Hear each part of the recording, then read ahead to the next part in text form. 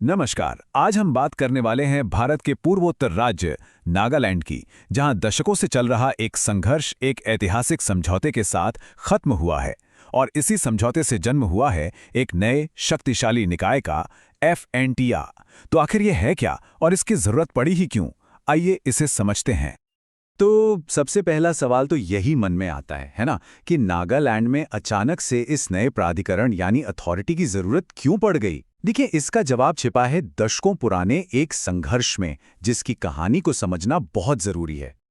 तो देखिए, ये सब शुरू हुआ पूर्वी नागालैंड के एक संघर्ष से। और ये कोई हाल फिलहाल की बात नहीं है, बल्कि एक ऐसी मांग है जो सालों से अंदर ही अंदर सुलग रही थी। इस पूरे संघर्ष के केंद्र में है ENPO, यानी ईस्टर्न नागालैंड पीपल्स ऑर्गेनाइजेशन। ये संगठन असल में पूर्वी नागालैंड की जनजातियों की नुमाइंदगी करता है, मतलब उनकी आवाज है। एनपो का सालों से, दशकों से एक ही मुख्य आरोप था, एक ही शिकायत थी कि डेवलपमेंट की रेस में उनका इलाका बहुत पीछे छूट गया है। उन्हें लगता था कि बाकी नागालैंड के मुकाबले उनके क्षेत्र को जानबूझकर नजरअंदाज किया जा रहा है।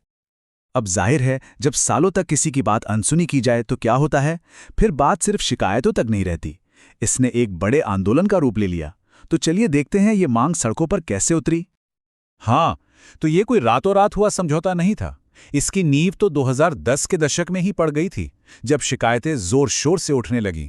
फिर सालों तक विरोध प्रदर्शनों और बातचीत का एक लंबा दौर चला, यहां तक कि अपनी आवाज बुलंद करने के लिए चुनाव के बहिष्कार तक की धमकी दे दी गई।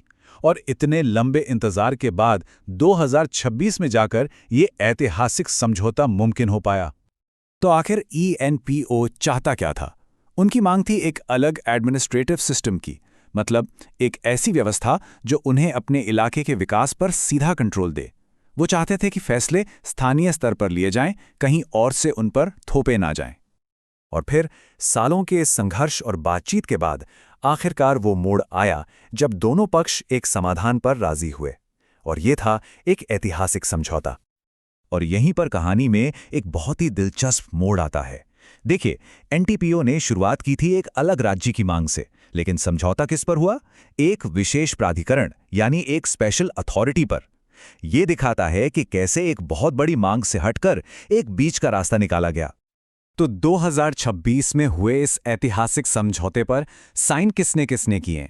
इसमें 3 मेन पार्टियां थीं: केंद्र सरकार, नागालैंड की राज्य सरकार और जाहिर है ईस्टर्न नागालैंड पीपल्स ऑर्गेनाइजेशन यानी ENPO। तो अब आते हैं इस समझौते के दिल पर, FTA। चलिए अब इस समझौते की सबसे जरूरी चीज को समझते हैं। ये FTA आखिर है क्या और ये काम कैसे करेगा? FNTA यानी फ्रंटियर नागालैंड टेरिटोरियल अथॉरिटी। आसान भाषा में कहें तो ये एक नई बॉडी है जिसे खास तौर पर पूर्वी नागालैंड में डेवलपमेंट और एडमिनिस्ट्रेशन की देखरेख के लिए ही बनाया गया है। अब इसका काम क्या होगा? मोटा मोटा समझें तो 2 बड़ी जिम्मेदारियां हैं। पहली, विकास से जुड़े जितने भी प्रोजेक्ट्स हैं उन पर सीधा कंट्रोल रखना और उन्हें लागू करना। और दूसरी, अपने इलाके में लोकल एडमिनिस्ट्रेशन का कामकाज संभालना। अच्छा, ये समझौता सिर्फ नागालैंड की राजनीति तक ही सीमित नहीं है। इसका एक बहुत बड़ा संवैधानिक महत्व भी है, जो ये दिखाता है कि भारत का जो फेडरल स्ट्रक्चर है वो कैसे काम करता है।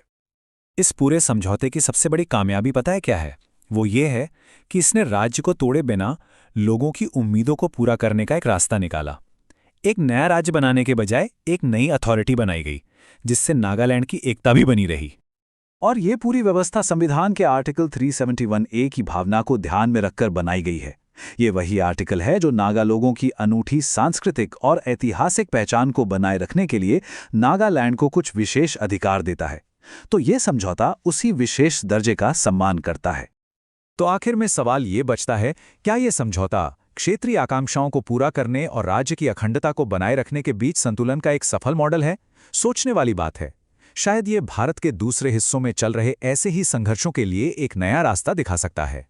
खैर, ये तो भविष्य ही बताएगा।